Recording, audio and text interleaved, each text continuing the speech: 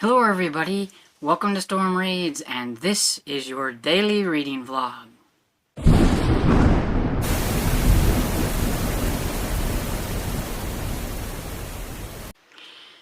So how is everybody today? It is Sunday the 19th, I think. I'm still a little lost in the days and everything, but I wanted to pop on here and just give kind of a quick update. I don't know how long this video will be, because every time I say quick update, you know how that is. But, Dad is home. We got home from having to go and get his medicine and all that stuff at the pharmacy around 1:30, I think. Somewhere around there. And then I had to fix him a sandwich because he was hungry, because he didn't eat there. He was just ready to go home, and he could have stayed and ate if he wanted to, but after he had showered and everything, I think it was around 11:30, he was afraid, he wanted to get out of there, so we did that and everything, got back, so fixed him a sandwich and he ate that, fixed myself something, and then took a little break, and then gathered wood and everything, so we'll have it for tonight. It's super cold. I know a lot of people are cold, and a lot of people are a lot colder than me, so I can't complain too much, but it's cold. Like today, the high only got up to 19. Tonight is 6. Tomorrow night, the low is 3. You know, just fingers crossed our water doesn't freeze, but when the temps are this low, the chances that it freezes is very high. And everything. No matter what we try to do, it's just going to happen. But keep praying and hoping that it won't. But you just can't really, do much about it when it does. And we just get by. Because, it's going to be kind of cold for the next couple of days. But by Friday, the high is 44. So we just have to hold on until then. But, yeah, now, I'm going to tell you a story. This is my father, okay? He just gets out of the hospital. He's rested a little bit. And he's like, it'll be okay for us to go have coffee tomorrow, right? With Larry. And I was like, no, it will not be all right. Tonight's gonna be 6 degrees. That means tomorrow morning, Monday morning, it's gonna be 6 degrees with negative whatever, and you just got out of the hospital. Stubborn old man. He's very much more sociable and social, I guess, than I am, because I could just stay home and not do anything, where he likes to get out and visit people, especially if he has a routine. And then he was like, well, maybe we can go see Bill on Wednesday. And I said, I think maybe we should just rest for a few days, and then maybe we can go somewhere on Friday, because we'll have coffee with Larry on Fridays too. And I'm like, you need to stay at home and rest. You don't want to get out in this cold, cold weather. You just got out of the hospital. See what I had to deal with? But anyway, I mean, at least he's, definitely semi back to his old self. He's still very groggy. And I mean, he hasn't had a lot of sleep and everything.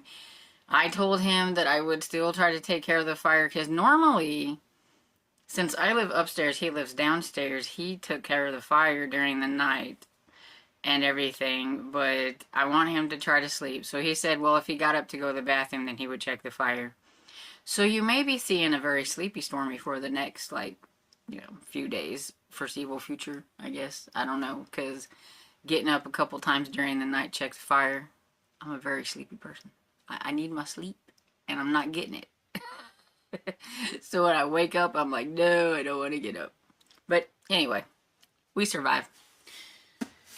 But I thought I would talk a little bit about Lost and Gone Forever by Alex Grecian, since this is my other kind of behind the scenes read that I'm doing. I can't talk a whole lot about it, but I thought I would mention the series a little bit. This is the 5th and final book in the series, which is why I can't talk too much about it.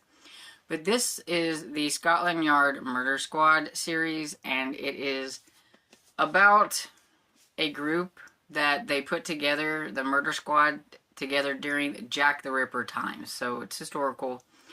And that was when they kind of got the murder squad going together, because they were having all of these horrible, horrible crimes and everything. And Jack the Ripper was just one of them. And so it was kind of for a task force for them to try to hunt down these people doing these horrible crimes.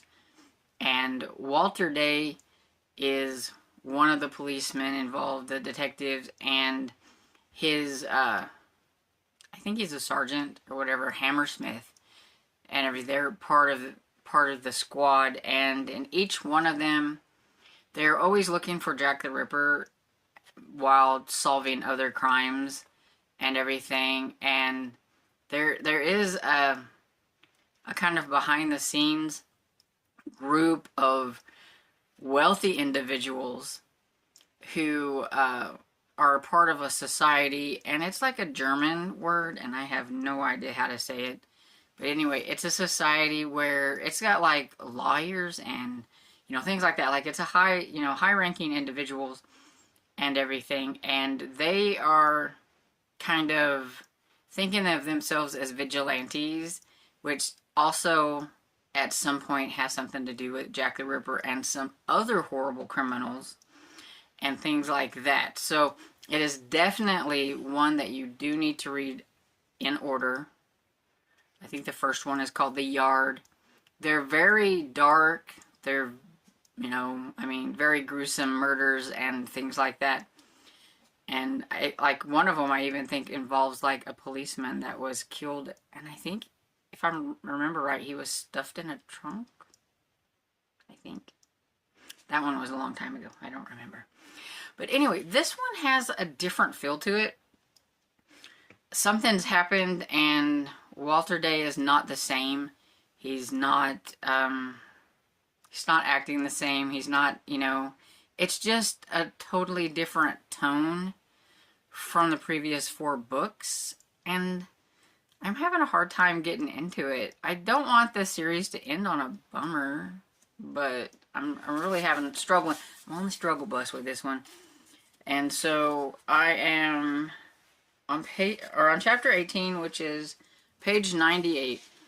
I have like these little tabs in it, and I tab out like places that I can read to and everything, like, so I'll like maybe read like this little bit, which is usually about 2 or 3 chapters because the chapters are really short. And then I'll take that tab and then I'll tab out some more here and make some new tabs. It's just so that I'm like, okay, I read that much, I can quit now. And so I can't say that I've been reading on it every night, but I've been reading on it maybe every other night or so. Like I didn't even touch a book last night. I was really tired. But yeah, so that's that. I'm hoping it picks up and Walter Day starts acting like he should, because I really like Walter Day, but I just don't know what to think about this. I mean, there is some trauma that happened, but I don't know. I did read a tiny bit, so I'll mention it here while I was waiting for the doctor to release Dad today, on My Phony Valentine by Marie Farrella. I think I'm about 17% into it. I have a feeling it's going to be maybe a close proximity type of romance, maybe, because the main male character is like super sick, and there's no hotels available because there's like this big computer convention in town, so she has to take him to her house. And so we'll see. I don't know, but I mean, I just figured because he has to stay at her house that might be how they get to know each other and have the like close proximity type thing going on. But we'll see. So far, it's okay. it's not making me want to read it. It's just okay. Okay, so that's pretty much all I have to say. I'm just super glad Dad's home. Maybe our routine can kind of get back to normal a little bit and everything, and I won't be so stressed out. And maybe things will get back on track. And so let me know if you've read anything cool that you want to mention, or how cold is it where you're at? I know a lot of people are like super cold, and I know a lot of people are going to be colder than me, so let me know if you're colder than me. If you're warmer than me, I don't want to hear about it now. Anyway, I hope you enjoyed this video, and if you did, please give it a thumbs up and subscribe, and I will see you all in the next video. Bye!